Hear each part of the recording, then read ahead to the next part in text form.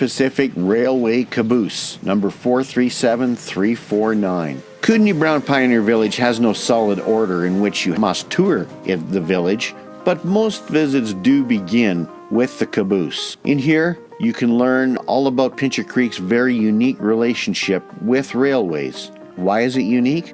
Unlike other towns in Western Canada, Pincher Creek's founding predated the arrival of the railway industry by a full generation. Still, despite its size and success, the town remains one of the few prairie settlements that has never had a direct rail connection. The absence was not from lack of trying, as town boosters struggled to bring tracks into the town. Their struggle remains a controversial chapter of local history.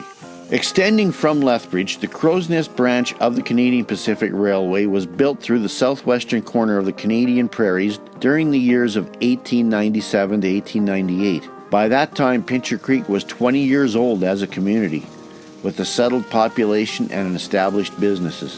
What's more, some of the town's founders had even secured land in hopes that a looming railway might enhance their speculated property values. CPR was well aware of land speculators and wished to control its own local real estate development to help pay for the construction and operational costs of the line. In that vein, it chose to bypass Pincher Creek and establish a community just 2 miles or 3.2 kilometers away from the main community. That point was dubbed Pincher City, later Pincher Station, as it is known on Highway 3 today.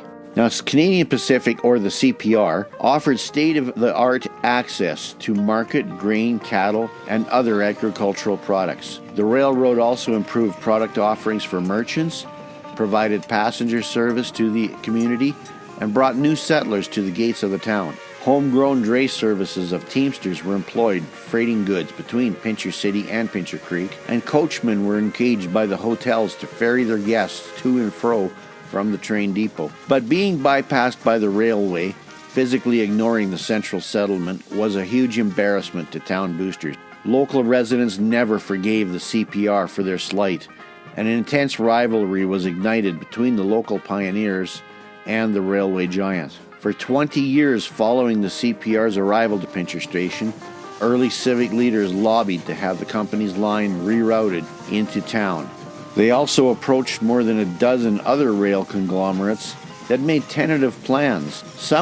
These efforts were accompanied by surveys and railway beds even. But all of these efforts fell far short in actually laying steel into the streets of Pincher Creek. Of these initiatives, only the Kootenai and Alberta Railway, the K&A, was successful in actually building and operating a competing line in the area. An 11.8 mile or 19 kilometers route traveled southwest from Kendery Junction, which was just west of Pincher City, connected the CPR main line to the coalfields at Beaver Mines. The K&A was the only non-CPR line that was completed in southwestern Alberta. Efforts to attract other railway companies were cut short by the First World War, when a shortage of iron, economic doldrums, and subsequent changes in transportation needs made the K&A obsolete. Now to talk about the caboose.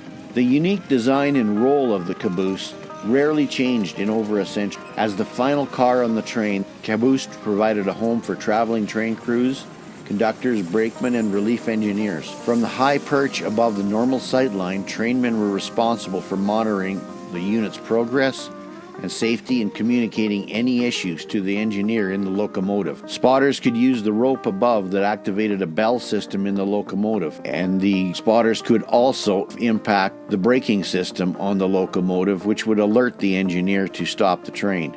The benches converted to beds for the crews to sleep when off duty, with bedding stowed in cabinets beneath the riding perch, and tools inside the closets and such for emergency work, such as removing ice from switches.